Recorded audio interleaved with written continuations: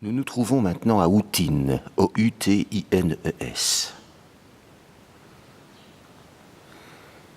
Petit village où les maisons, comme l'église, sont construits avec des pans de bois.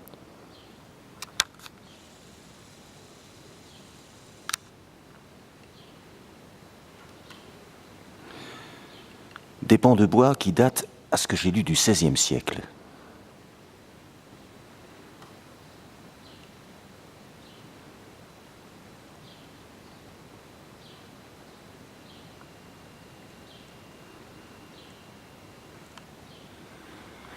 Le Seigneur ne m'en voudra pas trop si j'ai osé, dans un état de transpiration extrême,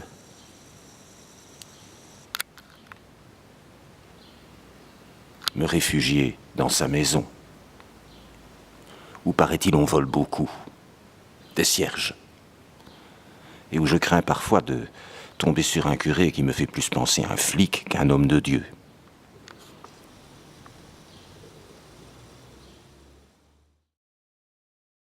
J'ai aussi pu, à Saint-Remy-en-Bouzemont, pour les 2 jours où je suis resté en tant que pèlerin, profiter d'une brocante et m'y installer en tant que musicien.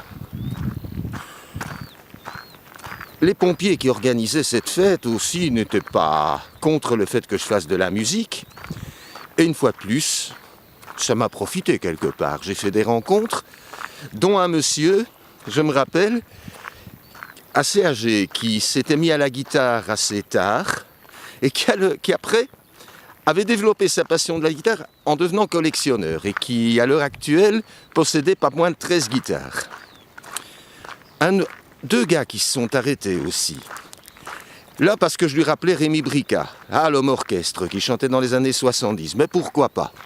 C'est pas que je sois pour les comparaisons, mais à partir du moment où, en tant que musicien, je reflète une image chez quelqu'un qui lui fait plaisir, eh bien, je suis tout à fait prêt à accueillir cette image. Et le mec qui était à côté de ce gars-là m'a parlé de Castellémis. Ah, là, ça m'a fait plaisir, parce que voilà encore un gars qu'on n'entend plus, que j'aimais beaucoup, que j'ai écouté dans les années 80. Je me rappelle de la favela de Levallois, je me rappelle de Cocossi. Vraiment un gars dont j'aimais les chansons.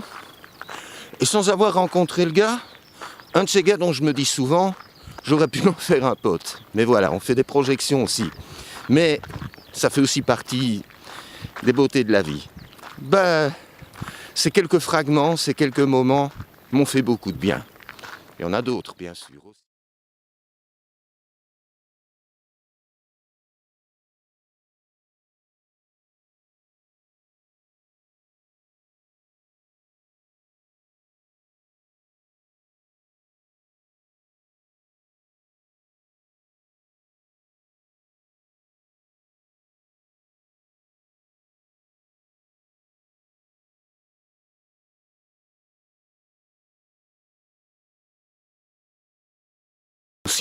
Étant parti le 17 juillet 2013 de Belgique, que si j'avais respecté le trajet à la lettre, si je n'avais pas perdu de temps, je pouvais être le 17 à Vitry-le-François au soir. Si à partir de ça, je m'étais, comme certains pèlerins, obligé à me dire, je me lève à 9h du matin, je fais mes 20 ou 30 km par jour, ce qui est tout à fait faisable et gérable, eh bien, vers le 24 ou le 25, j'aurais largement pu arriver au terme, peut-être, de la route de Vézelay, ou au moins arriver à Tonnerre ou à Auxerre. Mais moi, Hugues, en tant que pèlerin, j'ai du mal à entamer mes chemins comme ça. Il suffit que je tombe dans un village comme Saint-Remy-en-Bouzemont ou en Bouzemont, où je suis resté 2 jours, chez des gens charmants, où j'ai pu profiter d'une brocante aussi, que pour avoir envie de prolonger, pour m'imprégner du lieu, rencontrer des gens que j'emporte déjà dans mon cœur, pour pouvoir partir après, plein de richesse, un peu de tristesse aussi. Parce que c'est clair que j'ai quitté Saint-Remy-en-Bouzemont ce matin, je serai à Chavrange ou Chavanges ce soir, je logerai, j'ai encore eu mal au cœur. J'aurais voulu rester à Saint-Remy. D'un autre côté, je me dis aussi, je préfère partir d'un endroit en ayant le sentiment que j'aurais pu rester, plutôt que de partir en me disant « je me suis égaré trop longtemps ». Simple question.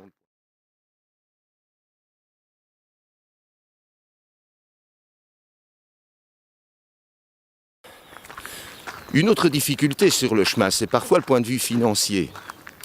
Parce que même en m'organisant pour prendre un minimum d'argent avec moi, c'est pas encore gagné. Car nombreux sont les points de chute en France, et ça je l'avais déjà remarqué les autres années, où il n'y a pas forcément de distributeur de monnaie, de billets, pardon. Autrement dit, je dois parfois tabler pour avoir quand même assez pour m'en tirer pendant un intervalle de 3-4 jours avant de tomber dans une ville importante. D'un côté, je me dis que je devrais être insouciant vis-à-vis des problèmes d'argent, en me rendant compte que depuis le temps que je vis, que je suis autonome, je suis toujours parvenu à m'en tirer. Mais à partir du moment où cette réalité, cet impondérable, en vacances, me revient comme l'année, eh bien je décide de l'écouter. C'est tout à fait clair que, une fois que je serai rentré en Belgique, après avoir passé des jours formidables en France, je devrais parer un peu à ça. Je sais que j'ai un CD que j'autoproduis quand même depuis 2 ans. Les chansons sont enregistrées depuis 2 ans. Mais il y a encore la conception du livret, il y a encore toute une série de choses à mettre en route. Ça ne se fait pas du jour au lendemain. J'ai peut-être un cadeau. Pas plus tard que cette nuit, j'ai rêvé du gars chez qui j'enregistrais mon CD et qui m'a dit « Ne t'inquiète pas, ça va bien se passer ». Ce qui est fou, c'est que dans le rêve, il avait fait une chimio et qu'il n'avait plus de cheveux.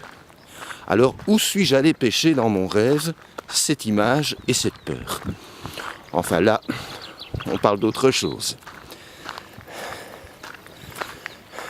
Voilà, j'entends les oiseaux, je marche sur le chemin. La prochaine localité sur le chemin s'appelle...